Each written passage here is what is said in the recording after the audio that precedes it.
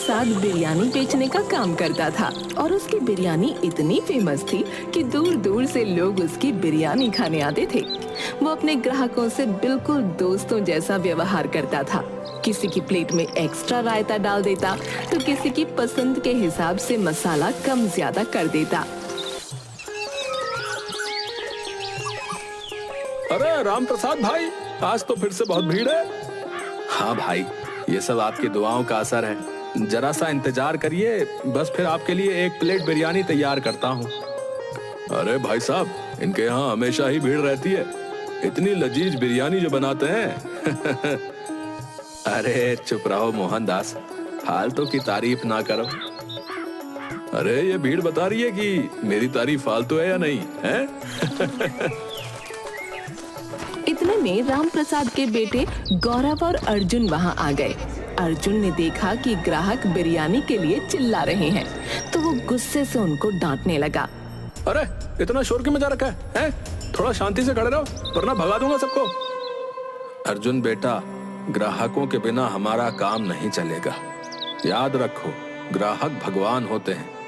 हमें उनके साथ आदर और धैर्य से पेश आना चाहिए। हाँ छोटे, थोड़ा शांत रहना सीख। अच्छा ठीक है। उस समय तो अर्जुन ने सिर झुकाकर राम प्रसाद की बात मान ली, लेकिन उसकी यही आदत थी कि वो किसी से तमीज से बात नहीं करता था। शाम को सब घर पहुंचे और गौरव ने मालिनी को अर्जुन के गुस्से वाली बात बताई। अरे अर्जुन, इतना गुस्सा क्यों दिखाते हो? तुम्हें देखकर तो लगता है तुम्हारे भीतर कोई शेर बैठा है।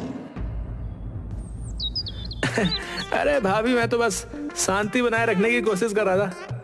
अर्जुन, तुम्हारी शांति बनाए रखने की कोशिश से तो मुझे डर लगता है। ऐसा ना हो कि कल को तुम सबको भगाकर खुद ही बिरयानी खाने लगो।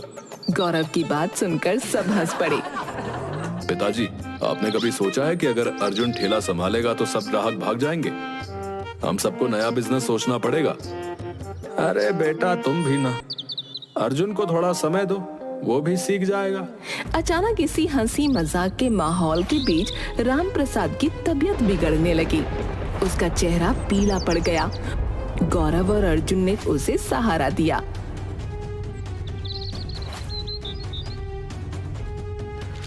पिताजी, क्या हुआ? आप ठीक तो हो ना? बेटा, अचानक से दिल में दर्द हो रहा है। भाई, हमें डॉक्टर को बुलाना चाहिए। पिताजी, पानी पी लीजिए, हम डॉक्टर को बुलाते हैं। गौरव ने फौरन डॉक्टर को बुलाया। थोड़ी ही देर में डॉक्टर वहां पहुंच गया। डॉक्टर ने राम प्रसाद की जांच की और बताया, राम प्रसाद जी, आपको मिनी हार्ट अटैक आया है। आपको तुरंत अस्पताल में भर्ती होना पड़ेगा। नहीं डॉक्टर साहब, मैं अस्पताल नहीं जाऊंगा। मुझे अपने घर पर ही आराम करने दीजिए। ऐसे छोटे मोटे अटैक मेरा कुछ नहीं बिगाड़ सकते। पिताजी, डॉक्टर की बात मानिए ना। बेटा, मैं ठीक हूँ, मुझे बस थोड़ा आराम चाहिए। उसी रात राम प्रसाद ने गौरव और अर्जुन को अपने पास बुलाया। उसकी तबीयत अब भी खराब थी, लेकिन उसने हिम्मत जुटाकर एक महत्वपूर्ण बात बताई। बेटा, अब मेरे बाद इस काम को तुम दोनों को ही संभालना है।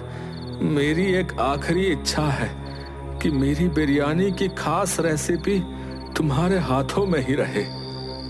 पिताजी, आप ऐसा क्यों कह रहे हैं? आपको कुछ नहीं होगा। बेटा, मेरी भी बात सुनो। मेरे जाने के बाद मेरे लाकर से बिरयानी की वो खास रेसिपी निकाल लेना और इस काम को आगे बढ़ाना। मेरा नाम और काम कभी खत्म नहीं होना चाहिए। पिताजी, ऐसा मत कहिए ना, हम सब आपके साथ हैं। अगली सुबह जब सब जागे तो देखा कि राम प्रसाद का देहांत हो चुका है। वो शांति से इस दुनिया को अलविदा कह चुका था।